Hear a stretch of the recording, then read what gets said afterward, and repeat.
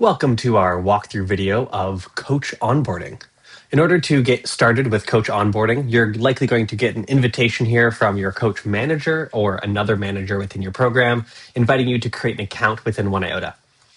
Once you get that email, it'll look very much like this. All you need to do is just click the Create Account button, and you'll be redirected to a page just like this, where you're going to be invited to join a particular program, tell you who you were invited to, and then allow you to log in or create an account to accept the invitation.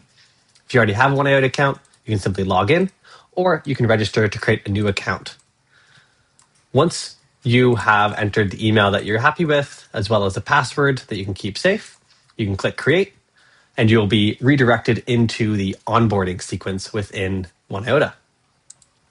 Once we're here, we can see there's a number of steps available to us. For this particular program, the program manager's already done some of the setup and invitations, so we're not going to have to do those steps, but we can walk through each of the other ones. So for the setup account information, we can enter our name, as well as upload a profile picture if we choose, and then set our time zone, which should automatically be set to your current time zone.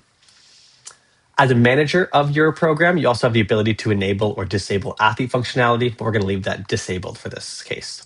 We can click Save and then move on to the next step, which is email verification. Once we're here, we can simply click Verify Email, and then we'll know that a verification email has been sent. So we can go back to our email to view that this email has been sent. Oftentimes, this email will sometimes end up in your junk folder, but if you find it there, you can simply click on the link, and you'll get redirected back to a verification successful page, and you can either close the tab or return back to home. We'll close the tab, and when we're back on onboarding here, we can simply click to check our status, and we'll see that that's worked successfully. If this is your first time through onboarding, then you do have the opportunity to set up your program where you can adjust the name or upload a program photo.